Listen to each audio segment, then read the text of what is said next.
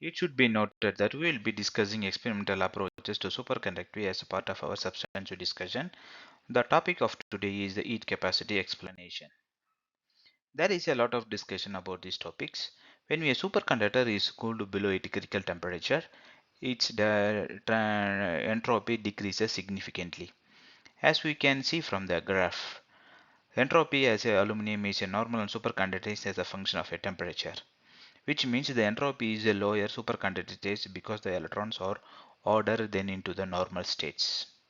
So that means by comparing the entropy of the normal states and the superconducting states, we can conclude that the superconducting state is more ordered than the normal state. Look at the graph here. For example, from the x and y axis, you can from the slope, it's referring to the electrons thermally excited in the normal state. But look like in the downside is like a curve. Those curve is refer a order of a superconducting states. That only we are explaining here. Again, I want to repeat here. We can see the graph. When comparing the entropies of the normal states and the conducting states, we can conclude the more order than the normal states. Then why we are saying the super? Then why we are saying the entropy? For the entropy is measuring of the disorder of the system. So entropy means, please keep in mind, entropy means disorder of a system. For example, some or all of the electrons thermally excited in the normal states or order in the superconducting states. So from the graph, so normal states is always electrons thermally excited, but the superconducting states it's a ordered state. For example, the entropy changes in the aluminum is 10 power minus 4 kb per atom, which is small. Then how to understand it more deeply? So it means that there is only a small changes in entropy. So I want to repeat again. Entropy means order of a system, right? Entropy means order of a system, and the disorder. So entropy means disorder of a system, which means small, right? Then how to understand means small changes in entropy. So conducting electrons participated in the transitions to the order superconducting is a fraction of order of the 10 power minus 4. Specifically here, it is shown in the figure 7 that the normal states and the superconducting states have a different free energies. What is it? You can see from the graph here the free energy as a function of temperature in the superconducting states and in the normal states. For example, the curve here, look at this, the following curves. For example, here the particular curve is referring to its normal states. The below curve is always referring to a superconducting stage. Here, for example, the transition temperature of aluminum is 1.08 Kelvin. The free energy is lower superconducting states.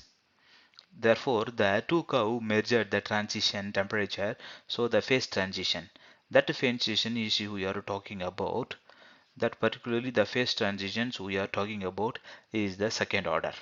So which means the free energy is always the zero magnetic field, right? Then normal state free energy is measured as a magnetic sufficient to pin to the specimen into the normal states. So from the graph what we are going to be understand means the normal states, whether the superconducting states have different free energies.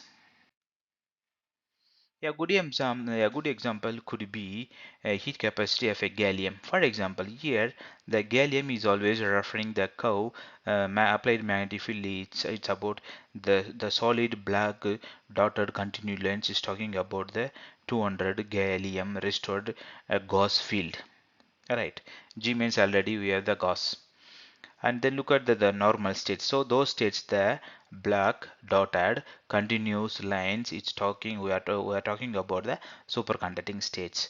Vice versa, again the BA means it's a hollow dotted continued lines, it's referring to normal state. So those black dots is we are referring to continuous states. Hollow dots is talking about the normal states. The normal state, which is the 200 Gauss field as a electron lattice at the low temperature, is talking about the nuclear quantum pole contribution. Right. So pole pole contributions, that is very important. Even the figure B, look at the figure B, is the electronic contributions of the heat capacity in the superconducting state is exponential. The argument should be the form of minus 1 by T is the evidence. So from the particular discussions, we need to understand the relations between the quantum nuclear quantum pole contribution. The nuclear quantum pole contributions will happen in the normal state only, not in the superconducting states. Clearly, as we can see the graph, there is a suggestion that the electrons has a excited states across the energy gap. Look at the from graph A. From the graph A, as we can see the graph A, the graph A is talking about the normal states, and the graph B is referring to the superconductor.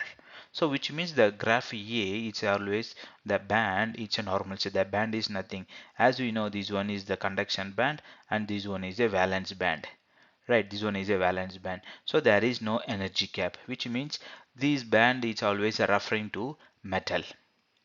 I hope you understand. At the same time, the figure B, the energy at the Fermi level. Look at the here, the energy at the Fermi level in the superconducting states. So the metal, there is no energy gap, but the superconducting states, there is a Fermi level, which means the electrons are excited in the above have a normal state or of fields, which be this cause resistance. So which means the shorter out is the semiconducting electrons.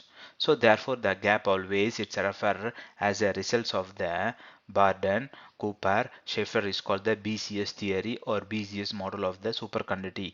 The BCS theory we will explain about the energy gap or gap. Before the continue, as we discussed already in our second video, why do we study the superconductivity? So I hope you all are watched in our previous videos. The title is about why you study superconductivity. Because why I want to discuss here, we are clearly explain about the ordering states in this particular video. If you wish to review it again, it will be helpful to go to understand it better. We will provide the link in the description section. For noting the superconductive states occurs when the conduction electrons of the metal are in the order, right, or in the order, which means it is the formula of the loose associated pair of electrons order is achieved. Already we are discussed. So as a result, electron was ordered at the temperature below the transition temperature, above disorder above it. So which means already just I want to repeat it. Accordingly, Barden, Cooper and Schaeffer BCS theory explain the nature and origin of ordering. On the basis of this, these 3 points or takeaway messages from these presentations, what are those? Why we are saying the entropy? So entropy is a measuring of the disorder of a system. Point number 2, that the normal states and the superconducting states have a different free energies. The last point, in the normal state, restore the electronic lattice at a low temperature is called the nuclear quadrupole contribution. I hope you understand very clearly. To summarize, superconducting possesses a remarkable property known as a heat capacity. By doing so, I hope you are able to gain a better understanding of this heat capacity. Please accept my sincere thanks for watching this video, share it and subscribe to my channel. We will continue to discussing the energy gap in the next video. Thank you for reading and looking forward to see you again.